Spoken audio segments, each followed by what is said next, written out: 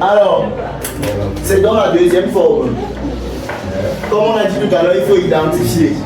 On imagine que voici le gamma dans la forme valable sur f m de t inférieur égal à gamma. On imagine que voilà le gamma. Et après, ici on voit déjà que b c'est x et que a c'est 4. Et donc, si c'est le cas, tout ce qui est devant, ça serait forcément f de b, c'est-à-dire f de x, c'est racine de x plus x. Et on vérifie que ça c'est f de quelqu'un. Donc f de qui? De 4. F de a, on va voir si f de 4 c'est 6. Ça va faire racine de 4 plus 4. Ça fait 2 plus 4 qui donne bien 6. Et on a déjà planté le décor, on peut se lancer. J'ai fait ça tout à l'heure, dans la première forme. Je refais encore ça avant de commencer la question. Si toi tu le fais d'abord, tu ne fais pas ça, je suis sûr que tu vas rater déjà. À chaque fois. Et là, l'exercice, ça va pleurer dans la fiche. Monsieur, on va commencer. J'ai déjà fini, c'est la vidéo.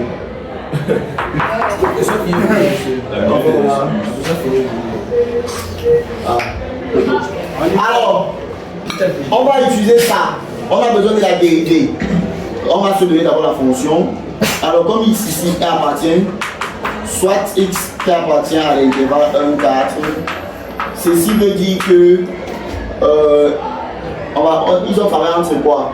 X et 4, voilà. Ceci veut dire que x est inférieur égal à 4. Donc l'intervalle maintenant sera x4. Et puis ça va marcher, ne vous inquiétez pas. On va gérer ça après. La fonction f, l'intervalle x4, VR, qui a tout t, on associe, on a vu qu'il était f de t, c'est que racine de t plus t est continue. Est continue et dérivable. Est continue et dérivable sur l'intervalle x4. De plus, mais si nous allons donner ça à la question précédente, de plus, pour tout t appartenant à x4 qui lui est inclus dans 1, 4, alors on a f' de t qui est compris entre 5K et 3 demi.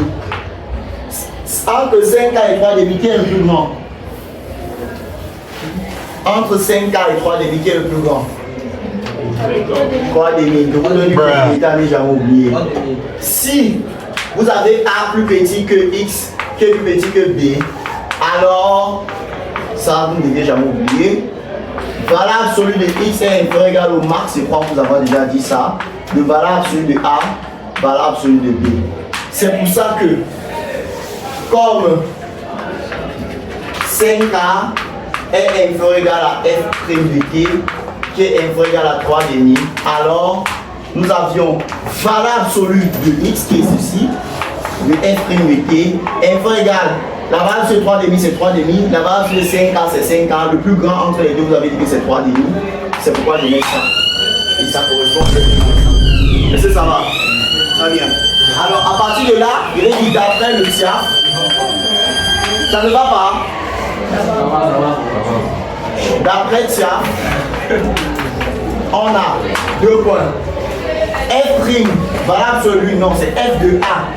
On prend toujours la forme, n'ayez pas peur. Moins f de départ. Oui, je sais, je comprends, tu vas voir.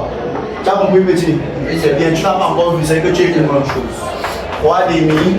J'ai dit ici que si je veux le mettre là-bas, si je ne le mets pas vers là, je vais mettre pour que vous voyez que ça donne. Ils ont mis valeur absolue là-bas. C'est 4 moins x. Mais n'oubliez pas que, autre chose à ne pas oublier, valeur absolue de moins a, c'est valeur absolue de a. D'accord? Alors je vais jouer avec mettant moins en facteur. Ceux qui ont compris vont voir que c'est valable sur de f de x moins valable sur de f de 4 inférieur égal à 3 demi x moins. C'est vrai non? Je vais jouer avec ça. Et finalement, on a donc racine de x plus x qui est ça, moins la valeur qu'on a calculé tout à l'heure ensemble, inférieur égal à 3 demi x moins 4. Terminé. Voilà. Merci, la séance est... Non.